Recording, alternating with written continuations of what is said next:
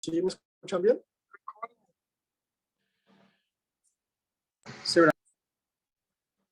Bueno, vamos a comenzar con el tema de fibra robótica aguda. Pues ya como saben, el equipo está conformado por Aro García Nobelsaí y su servidor Ruiz Espinosa Brando.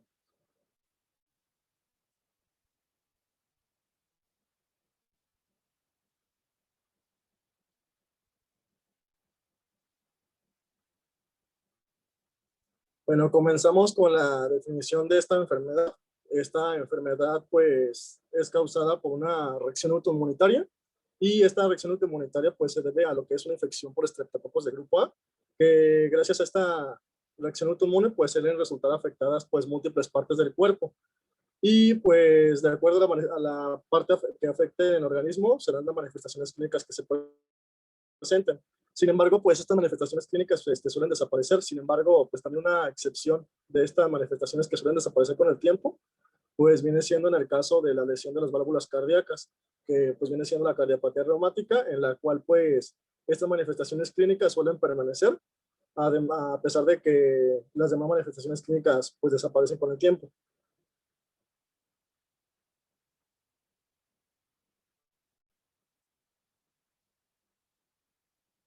Es importante pues tener algunas consideraciones globales de esta enfermedad.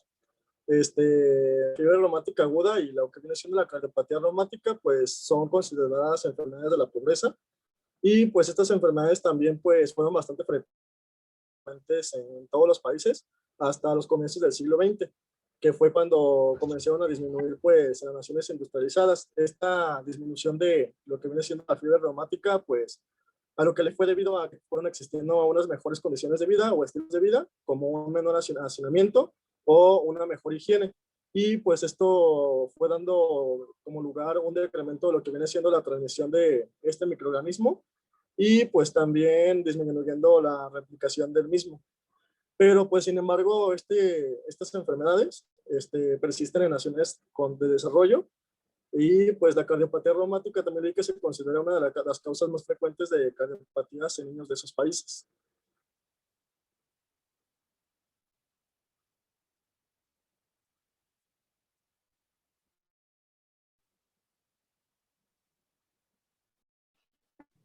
Y pues en cuanto a su epidemiología, la fiebre reumática va a ser una enfermedad que se va a presentar generalmente entre los 5 a los 14 años de edad. Esta se constituye o se compone por episodios iniciales y episodios recurrentes. Los episodios iniciales son menos comunes en adolescentes mayores y adultos jóvenes e inusuales en personas mayores de 30 años de edad. En cuanto a los episodios recurrentes, son más comunes en adolescentes y adultos jóvenes. La cardiopatía reumática alcanza su máxima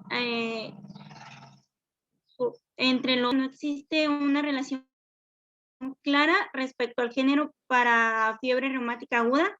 Sin embargo, la cardiopatía reumática afecta más a menudo a las mujeres y se menciona que en ciertas ocasiones o algunas veces es hasta 2 veces más que en los hombres.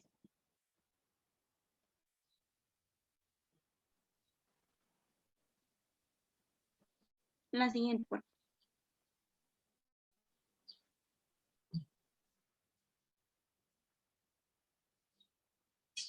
Bueno, continuamos con los factores de riesgo de esta enfermedad, que es importante mencionarlos, y pues también la vía patógena. La vía patógena pues se da a partir de lo que viene siendo, como les mencioné al inicio, sobre la exposición de este microorganismo que es el estreptococo de grupo A, y posteriormente le sigue lo que viene siendo la infección de las vías respiratorias superiores, generando una infección faríngea, y en caso de que esta no se llegue a tratar, pues se genera lo que es el desarrollo de la fiebre bronquial aguda, y esta también puede tener algunas recurrencias y generar así lo que viene siendo la cardiopatía reumática. Y pues todo esto se acompaña de diversos factores de riesgo, de acuerdo con cada uno de los procesos hasta generar la cardiopatía reumática.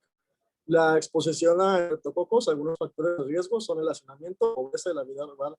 En cuanto a los factores de riesgo para la infección de la faringe, es una infección asintomática o que el paciente no llegue a solicitar atención médica para tratar esta infección, o un diagnóstico o tratamiento inadecuados, o incluso una ineficacia sobre el tratamiento. Algunos factores de riesgo también para la fiebre reumática es la susceptibilidad hereditaria, que se voy a mencionar más adelante. También aquellas personas pues, que se tienen de género femenino, o el tener poco acceso a servicios de salud. En cuanto a las recurrencias de esta fiebre, pues los factores de riesgo es también tener poco acceso a servicios de salud, o una profilaxis secundaria poco accesible. La profilaxis secundaria también se la voy a mencionar más adelante, al igual que la profilaxis primaria. O también una fiebre reumática asintomática o no diagnosticada. Y finalmente, en cuanto a los factores de riesgo para padecer una cardiopatía reumática, es el tener poco acceso a los servicios de salud, una falta de farmacoterapia o falta de instalaciones cardíacas.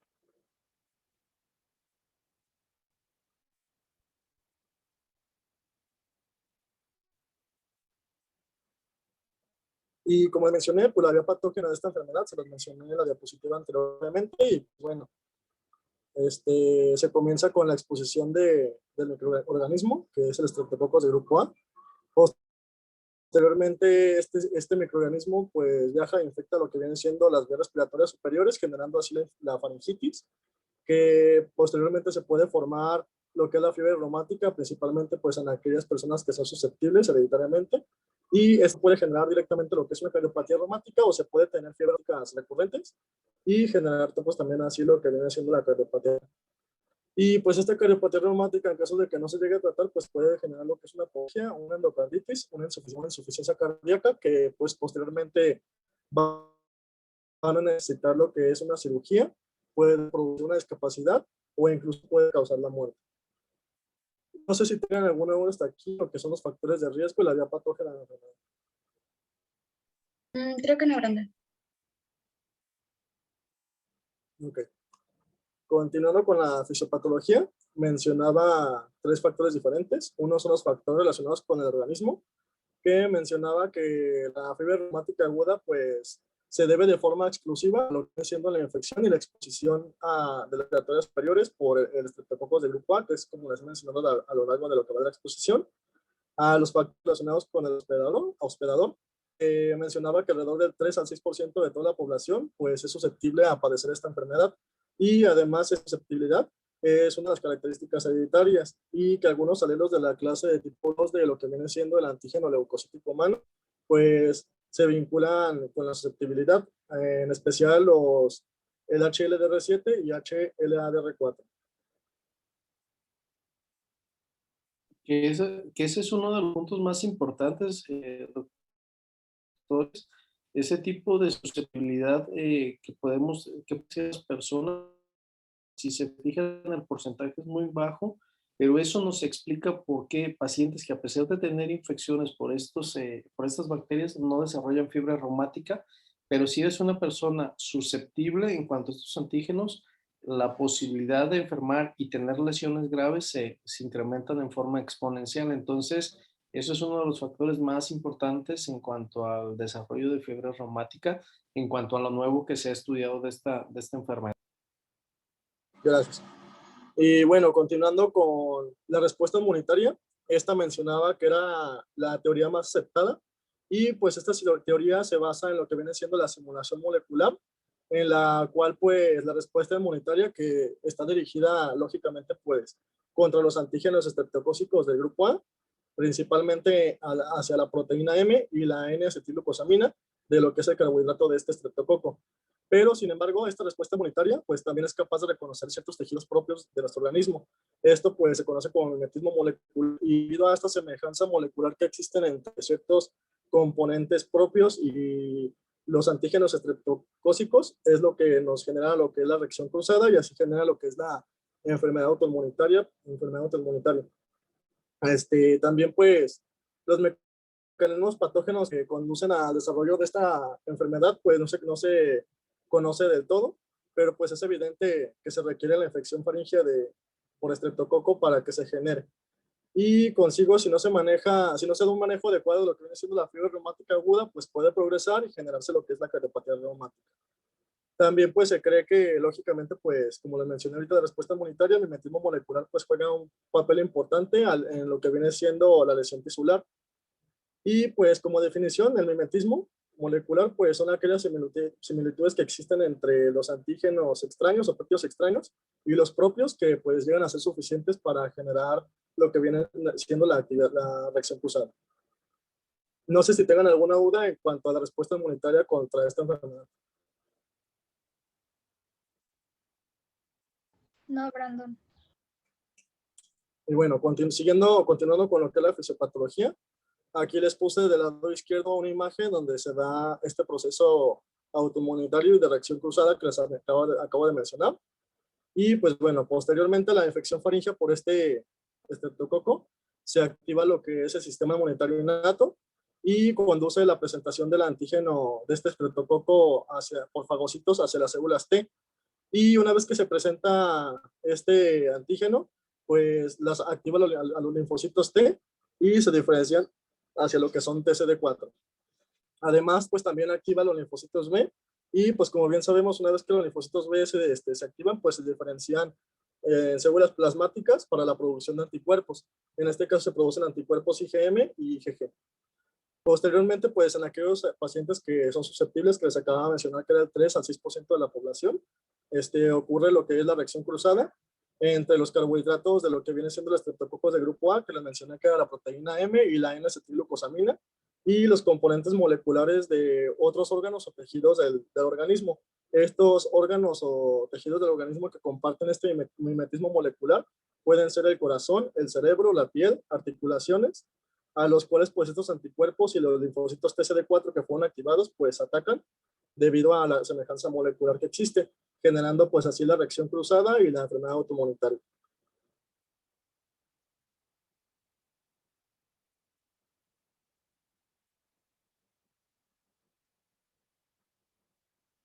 Y bueno, esta reacción cruzada pues lógicamente da como resultado ciertas características clínicas de la fiebre reumática, incluidas pues por cuando atacan a lo que vienen siendo pues las articulaciones, se genera artritis transitoria debido a la formación de complejos inmunes en esta zona. En el coria, pues de esto se genera debido a la unión de anticuerpos en los ganglios basales y la carditis debido a la unión de anticuerpos y la infiltración de células T.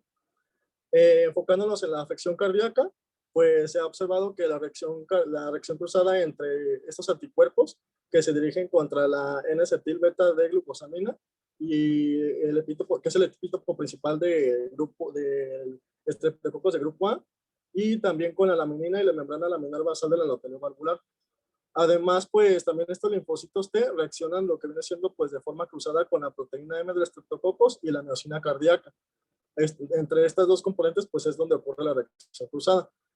Y pues lo que genera pues también el ataque inicial al endotelio valvular y posteriormente se genera también lo que es una infiltración de estos linfocitos TCD4, provocando así una inflamación dirigida por estas células T. Y posteriormente también mencionaba que se forman lo que vienen siendo nódulos granulomatosos o cuerpos de Ashcroft debajo del endocardio. Ahí les puse de la imagen inferior derecha uno de lo que vienen siendo los cuerpos de Ashcroft. Pues bueno, enfocándonos también en lo que viene siendo la estenosis mitral, esto es importante debido a que pues la estenosis mitral es el estrechamiento de la válvula mitral, como su nombre lo dice, y esto se debe al engrosamiento o a la inmovilidad de las valvas de la válvula, lo que provoca pues lógicamente lo que es la obstrucción del flujo sanguíneo desde la aurícula izquierda hacia el ventrículo izquierdo. Y pues bueno, la enfermedad cardíaca reumática es, en cuanto a la estenosis mitral, es la causa, más bien la enfermedad cardíaca reumática es la causa más frecuente o común de estenosis mitral y pues se considera que otras causas son mucho menos comunes. Y del 50-70% de los pacientes con estenosis mitral informan antecedentes de fiebre reumática.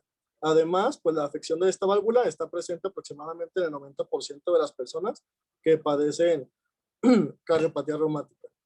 Y algunas manifestaciones en aquellos pacientes que padecen este tipo de estenosis mitral son la disnea, dolor en pecho, hemoptisis y fibrilaciones. Pero las manifestaciones clínicas se las va a mencionar más adelante mi compañera Betsy. Ahí aparece también del lado derecho una imagen de cómo era pues, la estenosis mitral y cómo se encuentra normal. No sé si tengan alguna duda hasta ahí.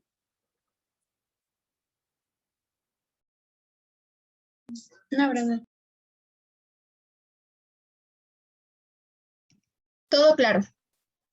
Bueno, ahora continuando con la continuando con la clínica, debemos de conocer ciertas generalidades de lo que es la fiebre reumática aguda. En esta existe un periodo de latencia que se da en 3 semanas entre la infección del estreptococo del grupo A y las manifestaciones clínicas. También existen excepciones como son la corea y la carditis indolente, las cuales se van a presentar por periodos de latencia prolongados persistentes. Estos pueden durar hasta 6 meses. Y las características clínicas más comunes de la fiebre reumática aguda a 75% de los casos, y la carditis, que es de un 50 a un 60% de los casos.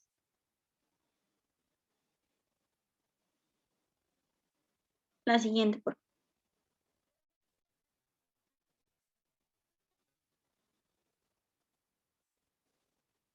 Bien, dentro de la fiebre reumática aguda, las primeras afectaciones que tenemos es la afectación cardíaca, la cual se va a manifestar como una cardiopatía reumática. Sin embargo, en esta se va a presentar lo que es una pancarditis, en donde se afecta el pericardio, miocardio y endocardio. Y la manifestación más predominante de la carditis es la afectación del endocardio, la cual se va a presentar como una valvulitis, y esta va a ser especialmente de las válvulas mitral y aórtica. Por lo general se presenta dentro de las 3 semanas posteriores a la infección por el estreptococos del grupo A, y pues la presencia de la valvulitis se va a establecer mediante hallazgos auscultatorios junto con una evidencia ecocardiográfica. Distintivo de la carditis reumática, la válvula mitral casi siempre se encuentra afectada, y a veces junto con la válvula aórtica.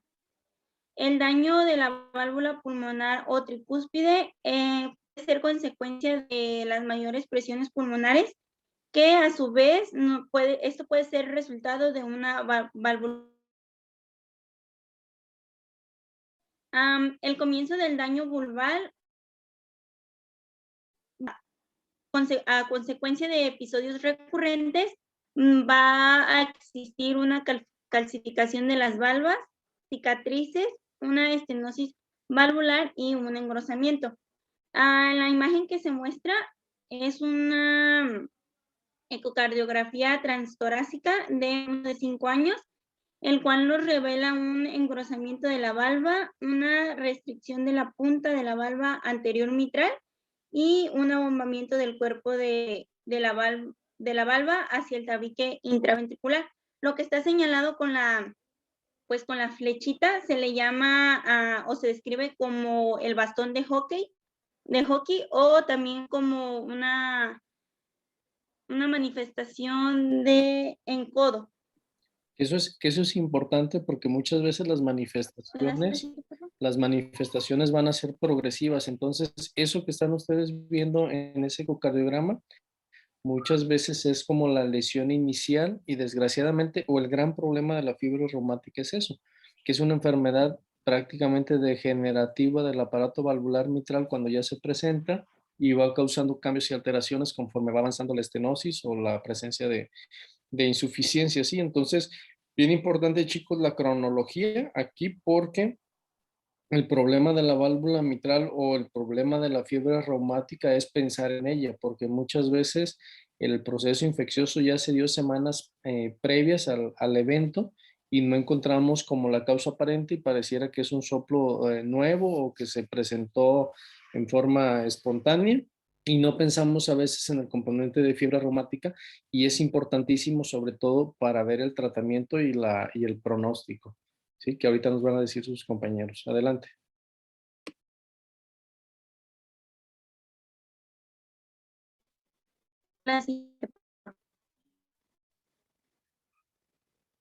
Bien, dentro de la afectación cardíaca también tenemos, se encuentra, como ya lo mencionó Brandon, la estenosis mitral, la cual esta se define como un estrechamiento del orificio de la válvula mitral que nos va a impedir el flujo de sangre desde la aurícula izquierda hacia el ventrículo izquierdo.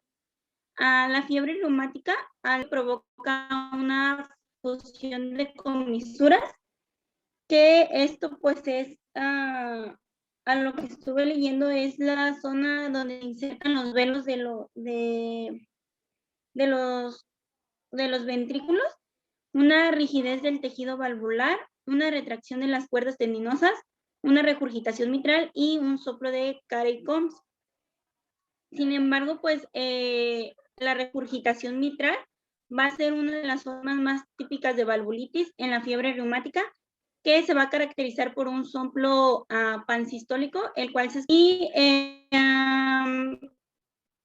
el soplo de Carey-Combs es un soplo mesodiastólico corto que se va a escuchar con más fuerza en el vértice, y esto nos puede indicar una regurgitación mitral que puede ser moderada a grave, y esto es a causa de o como resultado de un aumento del flujo sanguíneo a través de la válvula mitral durante el llenado del ventrículo izquierdo.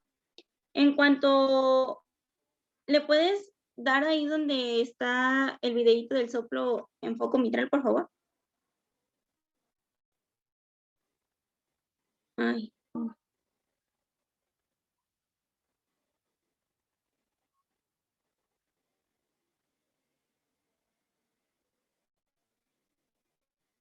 Si quieres adelantarlo un poquito porque es como introducción.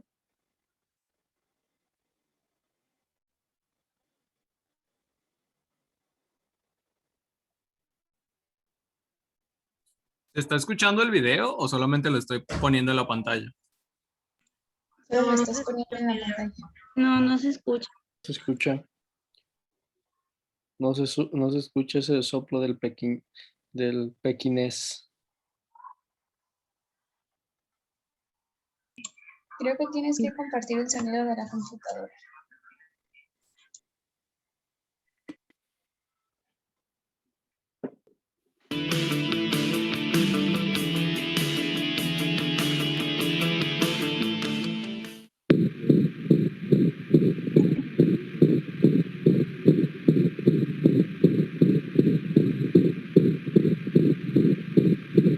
Bueno, y ese es pues el soplo pansistólico que se encuentra dentro de la estenosis mitral.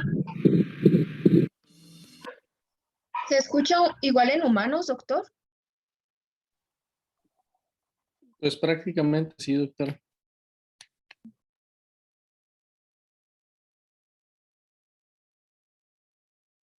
Aquí también lo que te llama la atención es que el primer ruido cardíaco puede tener un cierre más intenso, porque como acuérdense que está engrosado y está fibroso, entonces cuando cierra la válvula mitral, el primer ruido cardíaco puede tener un cierre más intenso. Sería como también un ruido agregado más todos los demás síntomas.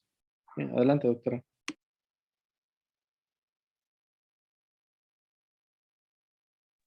Y pues en cuanto a los síntomas de la estenosis mitral, puede presentarse una tos, disnea, una congestión sistémica, fatiga y caquex. La siguiente, por favor.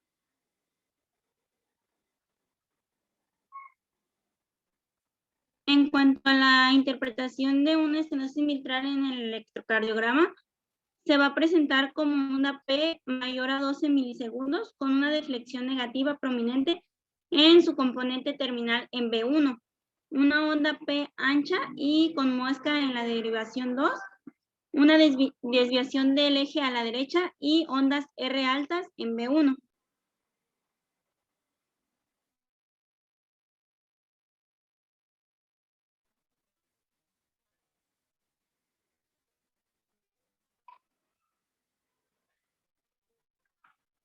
En cuanto a la estenosis mitral, esta se define como una reducción del área valvular aórtica. En general, pues se va a producir un engrosamiento, fibrosis y una calcificación valvular progresiva Y en esta la aparición de sus síntomas se va a producir cuando el área valvular sea menor a 0,8 centímetros. Los síntomas habitualmente se van a producir pues por un aumento de la masa ventricular, una respuesta insuficiente del gasto cardíaco a los requerimientos y un aumento de la presión diastólica del ventrículo izquierdo y la aurícula izquierda. También pues la regurgitación aórtica se va a caracterizar por un soplo diastólico temprano que se va a escuchar en la base del corazón, y pues esta va a aumentar cuando el paciente se siente y hacia adelante en una expiración forzada. De igual forma aquí les puse el videíto para escuchar el sonido de una regurgitación aórtica.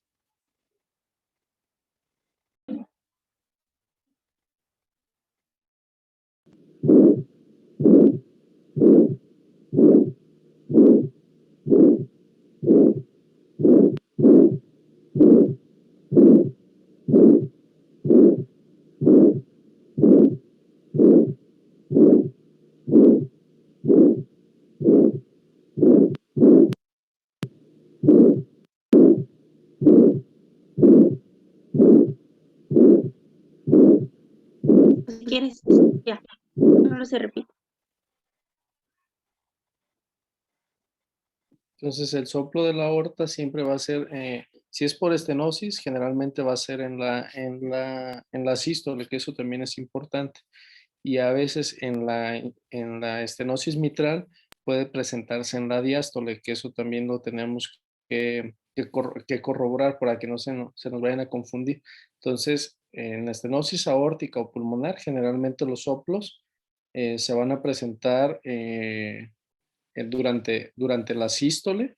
Cuando el paciente tiene estenosis, ya sea mitral o tricuspidia, generalmente el soplo se produce durante la diástole, porque la insuficiencia tricuspidia, que es algo de los más comunes, por ejemplo, en niños, eso se da durante la sístole. Entonces nada más se invierten, que sería a lo mejor ahí lo que sí tendríamos que agregar de lo que preguntó la doctora Dani, que si se escuchan igual, nada más el componente que abarcan del ciclo cardíaco, en lo que sabemos que es primero, segundo, tercero, cuarto ruido, estenosis aórticas y pulmonares son en sístole, estenosis mitral o tricuspidia se presentan en diástole, que eso es bien, bien importante. Sí, por eso todos los soplos diastólicos se consideran patológicos y pues el más claro es el de la estenosis mitral. ¿Sí? Adelante, doctora.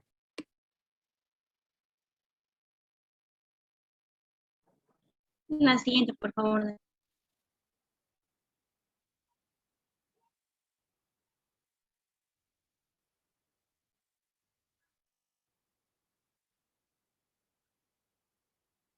Otra manifestación de la fiebre reumática aguda es también la corea de Sydenham, o también es conocida como corea menor, o me parece, sí, danza de San Vito, la cual es un trastorno neurológico en el cual se acompaña de movimientos involuntarios bruscos.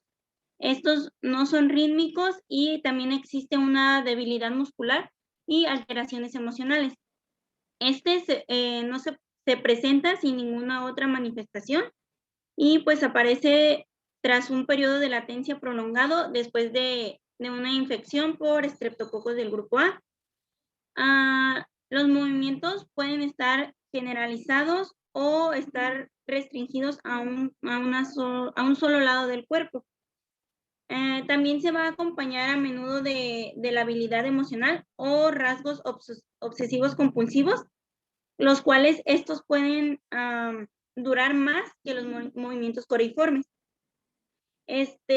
También los cambios emocionales se van a manifestar con arrebatos de comportamiento, ya sea estos que sean inapropiados, en los cuales va a incluir llanto o inquietud. Y pues también a veces se va a observar un patrón de habla entrecortado. La lengua mencionaba que puede parecerse a una bolsa de gusanos cuando esta está afectada, cuando sobresale y no se puede mantener la protuberancia. Y la corea pues va a desaparecer con el sueño y se hace más pronunciada con movimientos decididos. ¿Le das enter, por favor?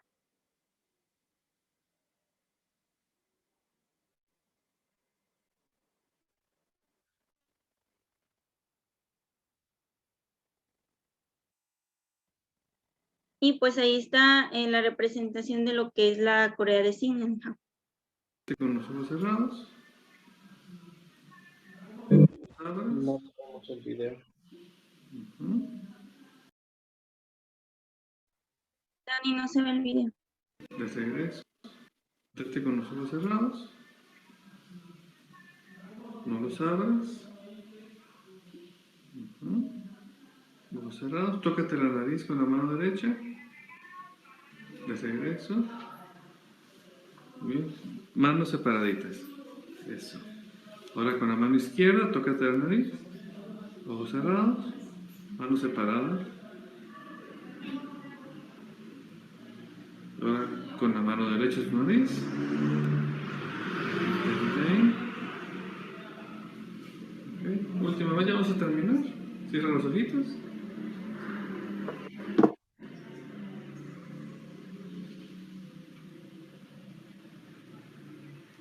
Aquí sobre todo los movimientos de la corea son bien importantes y algo que comentó la doctora Belsaí es el tiempo de evolución, porque puede incluso presentarse meses después. Puede ser que ustedes ni siquiera hayan hecho el diagnóstico o que el paciente nunca haya tenido datos de fiebre reumática, pero si tú tienes un paciente con datos de corea, muchos de estos pacientes, en vez de que los ve el cardiólogo, el que los ve de primera instancia es el neurólogo. Cuando identifican este tipo de corea, lo que hacen es que ellos mismos los derivan al cardiólogo para ver cuál es el problema de esto, que seguramente este paciente si tuvo un daño a nivel mitral, un daño a nivel valvular, ya lo desarrolló y más que nada es para darle el seguimiento, ver si se va a necesitar algún procedimiento con ese paciente y lo que va a ser la profilaxis en el paciente pediátrico. Pero ojo, la corea se puede llegar a presentar en pacientes que ni siquiera nos dimos cuenta que haya cursado con datos de fiebre reumática, ¿sí? Pero el que tenga corea es sinónimo de que hubo fiebre reumática. Adelante, doctora. Sí, es un signo tardío, exacto.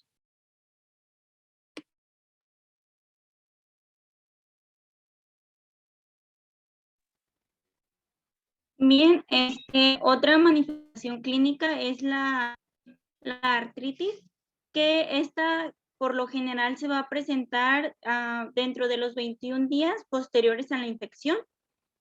Y pues la evidencia más objetiva de la artritis, ay, disculpen, espérenme. Hay un error de dedo, pues va a ser la evidencia más objetiva es la inflamación con articulaciones calientes, hinchadas, enrojecidas o dolorosas. Estas van a doler al tacto y pues la afectación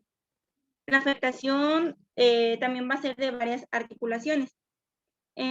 Dentro del inicio de la artritis, esta va a ser en diferentes articulaciones que generalmente se van a superponer y esto nos va a dar una apariencia de que la enfermedad migra.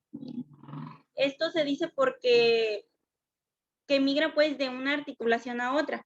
Por lo tanto, el término pues migratorio se va a utilizar para describir una poliartritis de la fiebre reumática aguda, que creo mencionaba que también se consideraba o se le llamaba como poliartritis aditiva.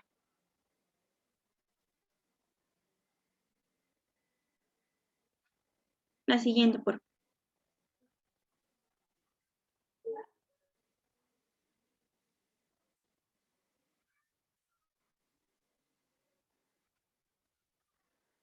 Y por último tenemos lo que es el eritema marginal. Va a comenzar con máculas rosadas, las cuales van a tener un aspecto claro en la parte central y van a dejar un borde difuso serpiginoso. El exantema es evanescente y las lesiones se van a extender de una forma centrífuga y la piel pues del centro va a volver a tener un aspecto normal. Mencionaba que las lesiones pueden aparecer, desaparecer y reaparecer en cuestión de horas. y un baño o una ducha caliente podía hacer que estas máculas fueran más evidentes.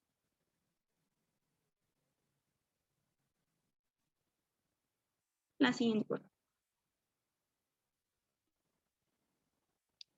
Bien, hasta aquí son las manifestaciones clínicas. ¿Tienen alguna duda? Creo que no, Belsi. No, Belsi. Vamos bien, doctora, adelante. Ok. Muy bien. Bueno, ahora vamos a hablar sobre el diagnóstico. Sin embargo, con la excepción de la corea y la carditis, las cuales, como les mencioné, se van a manifestar meses más tarde, va a ser necesario que exista el dato de una infección por estreptococos del grupo A para poder realizar un diagnóstico de una fiebre reumática. Dado que, pues en muchos casos no se dispone de un cultivo positivo de Eufrotis faringia o una prueba de antígeno rápida, por lo general, pues se van a necesitar unos datos serológicos y pues las pruebas más comunes son la concentración de antiestreptolicina O y antidenasa B. Cuando sea posible, se deben de determinar los intervalos de una referencia específica de edad en la población local de personas que son sanas y pues que no tienen una infección reciente por estreptococos del grupo A.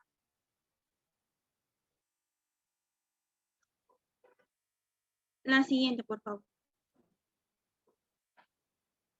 Bien, ahora, pues dado que no hay una prueba definitiva, el diagnóstico de la fiebre reumática aguda se va a basar en la presencia de diferentes manifestaciones clínicas junto con datos de infección previa por estreptococo del grupo A, y esto pues va a ser para exclusión también de otros diagnósticos. Para esto tenemos lo que son los criterios de Jones, los cuales mencionaba que exige se determine si un paciente proviene de una población que se sabe que experimenta tasas bajas de una fiebre reumática. Para esto tenemos, son mencionados los criterios de Jones y pues tenemos primeramente lo que es el criterio A, que este es para todas las poblaciones de pacientes con una evidencia de infección previa por estreptococos del grupo A. El diagnóstico de una carditis reumática inicial va a ser tomándose en cuenta dos manifestaciones mayores o una manifestación mayor más dos manifestaciones menores. Esto es en cuanto a la carditis reumática inicial. En cuanto a la carditis reumática recurrente, se va a tomar en cuenta dos criterios mayores o uno mayor y dos menores o tres menores. En cuanto a los criterios mayores o criterios principales, debemos de dividirlos como, pues se los mencioné, tanto en las poblaciones de bajo riesgo y las poblaciones de un riesgo moderado y alto. En cuanto a población de bajo riesgo, y también al mismo tiempo la población de riesgo moderado y alto, debe existir una carditis. Esta debe ser clínica y o subclínica. En los criterios, en la población de bajo riesgo, en cuanto a la artritis, solo debe de presentarse una poliartritis. Y en cuanto a la población de alto riesgo o moderado, debe de presentarse una monoartritis o poliartritis o una poliartralgia. En ambas poblaciones, tanto bajo y alto riesgo, debe de existir corea, un eritema marginal y nódulos subcutáneos. Y pues esto es en cuanto a los criterios principales o criterios mayores. En cuanto a los criterios menores, de igual forma debemos clasificar la población de bajo y alto y moderado riesgo. En la población de bajo riesgo debe existir una poliartralgia y en la de alto riesgo una monoartralgia. Bajo riesgo, una fiebre mayor o igual a 38.5 grados centígrados. Y en población moderada y alta, una fiebre mayor a 38 grados centígrados. En la población de bajo riesgo debe ser una velocidad de sedimentación glomerular mayor de 60 milímetros en la primera hora y o un PCR mayor o igual a 3,03 miligramos sobre decilitro. Y en la población de riesgo moderado y alto debe ser un BSG mayor o igual a 30 milímetros y o un PCR mayor o igual a 3,03 miligramos sobre decilitro. Y pues en ambas poblaciones debe de presentarse un intervalo PR prolongado después de tener en cuenta la variabilidad de la edad. Como se los había mencionado anteriormente, que para el diagnóstico era necesario tomar en cuenta intervalos de edad para ver si se presentaba o no en cierta población la infección por estreptococo. Aquí sobre todo las alteraciones a nivel cardiovascular son de las más importantes. Si tú tienes datos de carditis, ese apoya fuertemente el diagnóstico de fiebre reumática y prácticamente ya es sumarle alguna de las otras características, pero si se fijan, estos criterios siguen vigentes todavía porque pues son sencillos, son pocos los criterios que se evalúan y los puedes hacer en forma rápida en cada paciente. Obviamente vas a necesitar una valoración ecocardiográfica como los que nos pusieron los doctores. Adelante, doctora.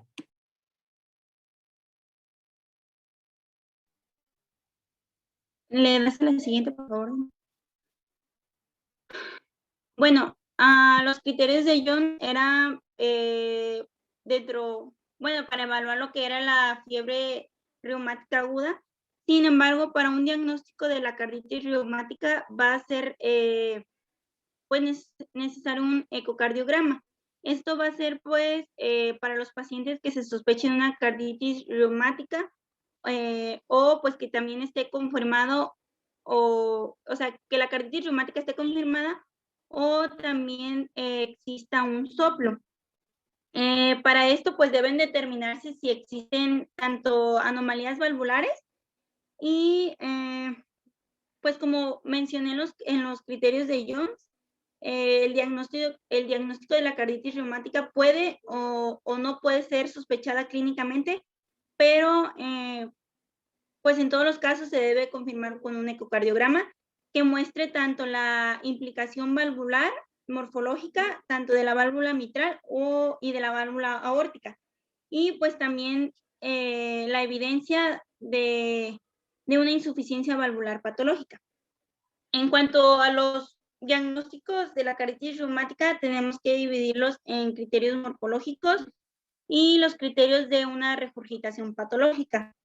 Para esto tenemos los criterios morfológicos, los cuales son, como número 1, tenemos los cambios en la válvula mitral, que se va a presentar como una dilatación anular, un abultamiento y engrosamiento focal, y también cuerdas alargadas y rotas. Como número 2, tenemos lo que es cambios de la válvula aórtica. Estos pues van a ser menos específicos. Debe existir un defecto de captación, un movimiento restringido de la valva y un prolapso de la valva.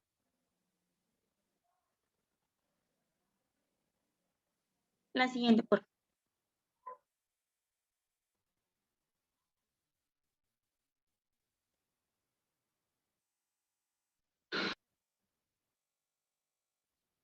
Como le mencioné, a los criterios de regurgitación patológica tenemos lo que es la regurgitación mitral y pues el diagnóstico va a ser si se cumplen los 4 criterios.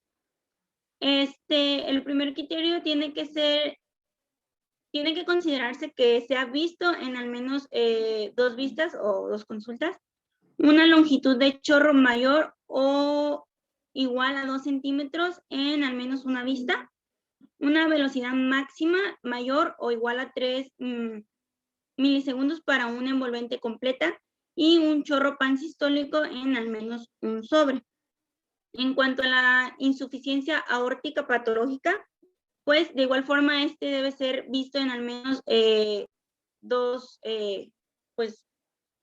vistas, una longitud de chorro mayor o igual a 1 centímetro en al menos una vista, una velocidad máxima mayor o igual a 3 milisegundos al comienzo de la diástole.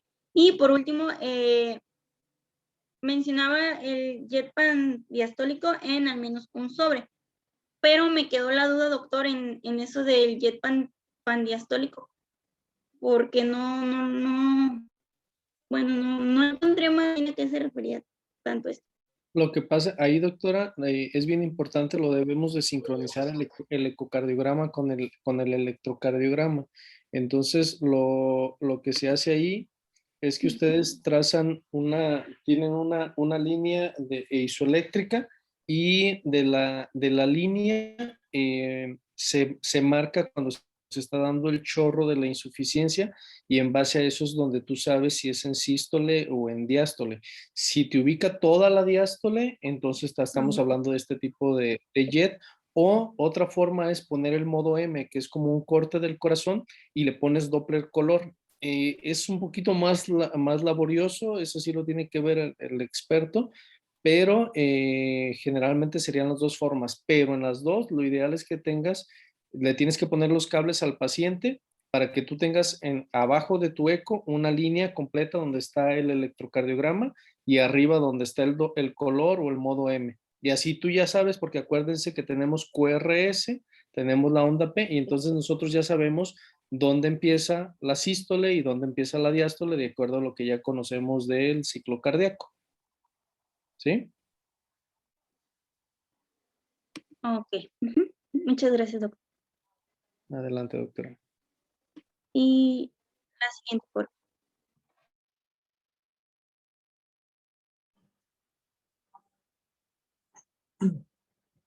Bueno, ya casi para terminar, les voy a hablar del tratamiento. Pues bueno, el tratamiento de lo que viene siendo la fiebre reumática aguda, pues consiste principalmente en terapia antiinflamatoria, en terapia con antibióticos y pues manejo de la insuficiencia cardíaca. Los objetivos de este tratamiento pues consisten en 4, que son los principales, que es el alivio sintomático de las manifestaciones agudas de la enfermedad, como por ejemplo la artritis, la erradicación del estreptococos del grupo A, también profilaxis contra futuras infecciones por este mismo microorganismo, para prevenir así pues también la progresión de la enfermedad hacia lo que viene siendo una cardiopatía reumática. Esta prevención pues también se lo voy a mencionar más adelante. Y pues el cuarto objetivo pues es la provisión de educación para el paciente y sus cuidadores. Y pues también mencionaba que actualmente no existe una terapia que ralentice la progresión del daño valvular en cuanto al contexto de la fiebre reumática aguda o cardiopatía reumática, que bien como mencionaba el doctor, pues es una enfermedad progresiva.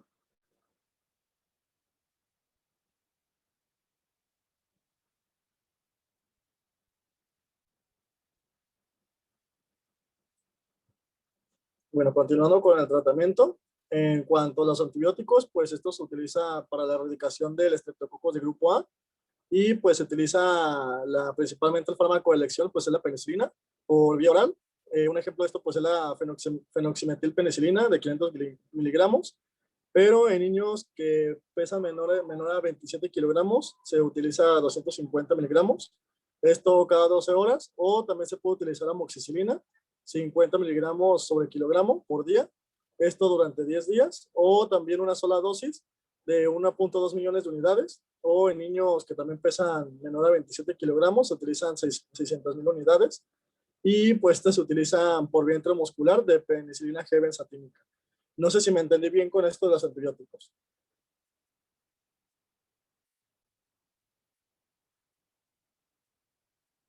Bueno, continuando con los salicilatos o los AINES, estos son indicados para tratar lo que es el dolor por artritis o la artralgia, y pues el más indicado es el ácido acetil salicílico en dosis de 50 a 60 miligramos sobre kilogramo de peso al día, hasta un máximo de 80 a 100 miligramos sobre kilogramo al día. Esto dividido en 4 o 5 fracciones. Y pues es importante que se tenga que reducir esta dosis de los salicilatos en caso de que existan pues síntomas de salicilismo como las náuseas, vómito o que existan también acúfenos. Alguna alternativa del ácido acetilsalicílico podría ser el naproxeno en dosis de 10 a 20 miligramos sobre kilogramo al día, 2 veces al día.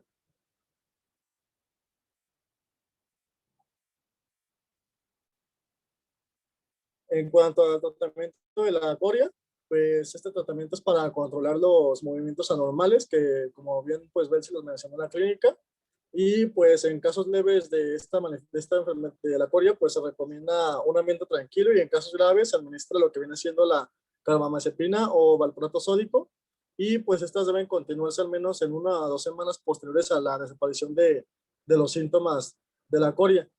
También, pues, los corticosteroides pueden considerarse en casos graves o resistentes, y en caso de que se lleguen a utilizar, pues se utiliza lo que es la prednisona o prednisolona de 0.5 miligramos sobre kilogramo al día.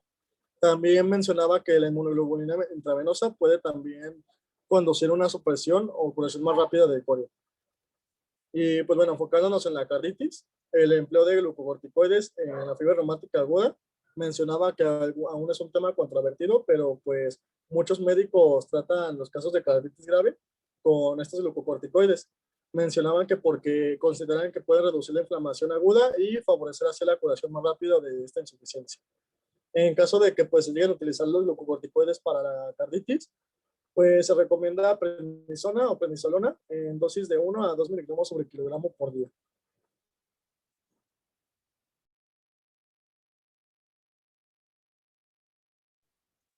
Continuando con el tratamiento de la carditis, en pacientes con carditis grave son aquellos que pues, pueden presentar alguna cardiomegalia significativa, alguna insuficiencia cardíaca congestiva y o bloqueo cardíaco de tercer grado. Y pues deben de tratarse con terapia convencional para lo que viene siendo la insuficiencia cardíaca. Y pues la cirugía valvular, que rara vez es necesaria en estos pacientes con carditis reumática, pero por lo general solo en pacientes se utiliza la cirugía en pacientes con rotura de la valva valvular o de las cuerdas tendinosas, donde pues esta cirugía es importante puesto que puede salvar la vida. Y pues en cuanto al tratamiento que les mencionaba de la insuficiencia cardíaca, pues se incluyen diuréticos de asa o tiazidas, inhibidores de la enzima convertida de angiotensina, bloqueadores de los receptores de angiotensina 2, bloqueadores beta-adrenérgicos y digoxina.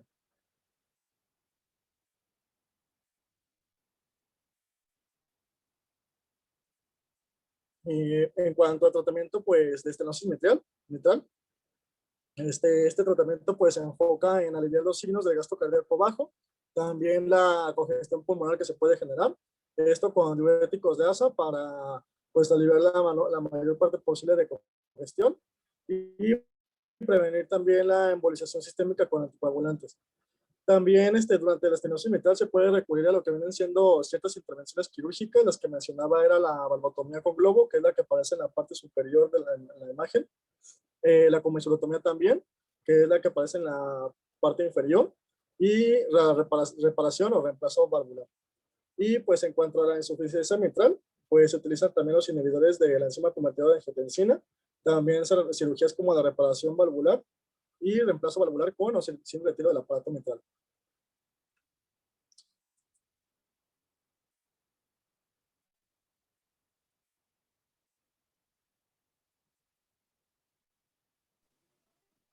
En cuanto a su pronóstico, bueno, tenemos que los pacientes que no tengan tratamiento, su duración va a ser entre 12 semanas. Los que manejen tratamiento se les va a dar una alta médica de 1 a 2 semanas. Y después de esto es importante que se vigilen tanto marcadores inflamatorios entre 1 a 2 semanas hasta que se vuelva a normalizar. Y por lo regular en las más bien que se vuelva a regularizar en las primeras 4 semanas. Después de esto se debe llevar a cabo una ecografía luego de 1 mes para determinar una posible progresión a la carditis.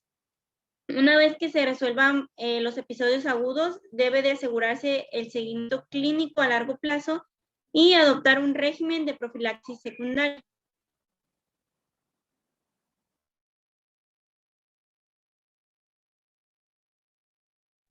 Ojo, esto es una de las partes más importantes de la exposición, sobre todo lo que va a ser la profilaxis o la prevención, chicos, para que estemos muy atentos, ¿sí? Adelante, doctora. Bueno, continuando con la prevención, se divide en dos, en lo que es la prevención primaria y la secundaria. La prevención primaria pues comprende la eliminación de los principales factores de riesgo a tener alguna infección estreptocócica y pues en particular se debe evitar lo que es el hacinamiento, puesto que esto aumenta el riesgo de pues tener alguna infección por este microorganismo. En esta prevención primaria pues es importante lo que es la profilaxis con antimicrobianos y pues si se establece esta durante los primeros 9 días posteriores a que se inició la disfagia, pues la penicilina previene casi todos los casos. También en países de bajos recursos donde no se cuenta con el diagnóstico para faringitis por estreptococos de grupo A, que es el que genera pues, la fiebre reumática aguda, se recomienda tratar a todo paciente pues, con penicilina.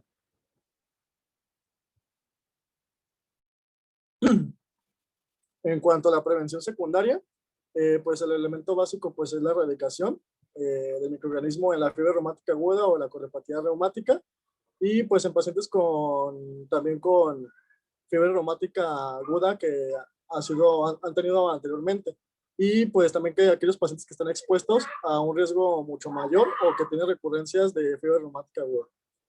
Y pues a consecuencia pues se deben someter a profilaxis de largo plazo con lo que viene siendo penicilina, esto pues para evitar recurrencias.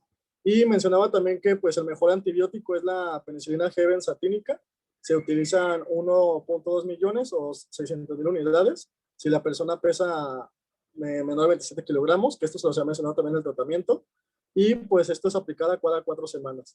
O bien también puede administrarse 2 veces al día la penicilina B oral, por vía oral, 250 miligramos, pero es menos eficaz que lo que viene siendo la penicilina G benzatínica, que es las que mencioné anteriormente.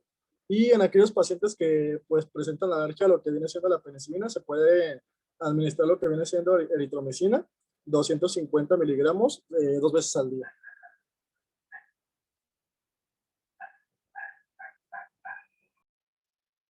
No sé si tengan alguna duda. ¿Te puedes regresar un poquito a la diapositiva previa, doctor? Sí. Entonces aquí, parte de la prevención secundaria va a ser este tipo de esquemas. En los esquemas a veces de prevención secundaria no hay mucha, ¿cómo les puedo decir? No hay mucha, no hay mucho consenso, porque esto puede variar de un paciente a otro. Ahí les mandé una foto que prácticamente es muy parecido a lo que ya nos están comentando, y si ustedes se fijan ahí, lo que nos viene, si es fiebre reumática sin carditis, con carditis, pero sin valvulopatía residual, o si es fiebre reumática con valvulopatía persistente, con evidencia clínica o ecocardiográfica. Se los mandé ahí con la doctora Ana Paula. Eso es importante porque si ustedes se fijan, estos pacientes tienen que tener profilaxis, de hecho, hasta los 21 años, que eso es importantísimo. Entonces, tenemos que tener las bases para poderles explicar a los papás que ese tipo de pacientes van a tener profilaxis durante tantos años, y que muchas veces ese tipo de profilaxis va a ser inyectada, porque ahí es donde viene la parte difícil del apego a la profilaxis, que estamos picando a un bebé poniéndole una inyección intramuscular.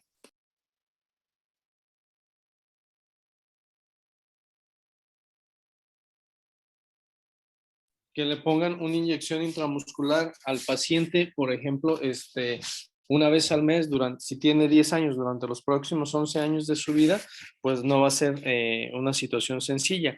Sin embargo, sí hay que explicar y hacer mucho hincapié que el riesgo de recidiva o el riesgo de que se vuelva a presentar datos por la fiebre reumática existen, porque el simple hecho de tener fiebre reumática sugiere, como lo dijeron al inicio de la plática sus compañeros, que tú tienes un cierto componente o tus válvulas tienen cierta afinidad por este tipo de estreptococos, y que puede causar más alteraciones o puede causar un daño valvular en forma más importante.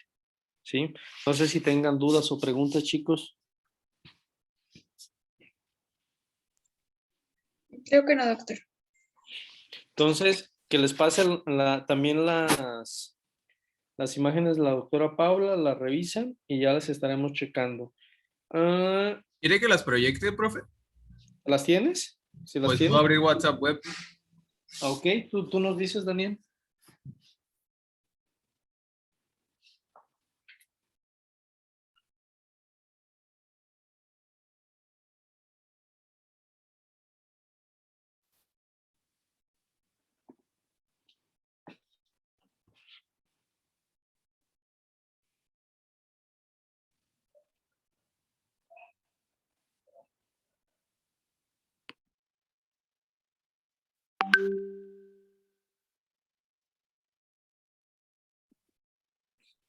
Entonces, ahí fíjense, ahí lo que tenemos es fiebre reumática sin carditis. Se debe dar profilaxis durante 5 años después del último episodio o hasta los 21 años de edad. Esto generalmente sí es fiebre reumática, pero no tiene un daño valvular, va a tener una buena evolución el paciente. Lo único que queremos es que no vaya a tener una recidiva.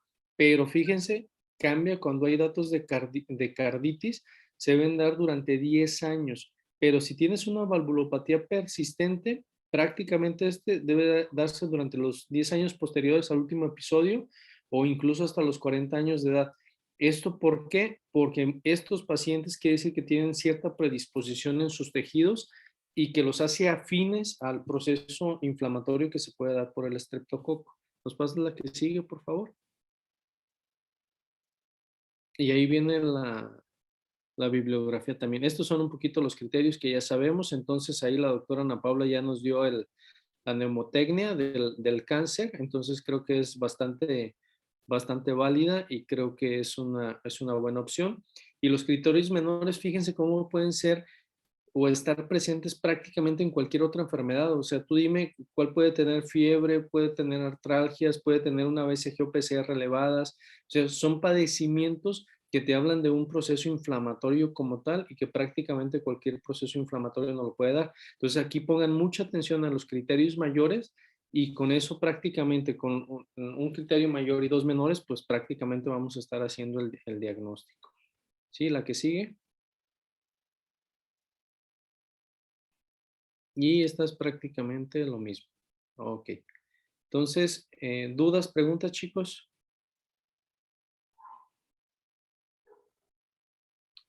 Muy bien. Pues hoy vamos a terminar aquí con lo de fiebre reumática y si todo está bien, el lunes me gustaría ver cardiología otra vez, ¿cómo ven? Y ya agarramos lo que es martes, miércoles y jueves, si se puede, de pediatría, dependiendo de cómo vayamos avanzando. Ya es lo último, ¿verdad, chicos?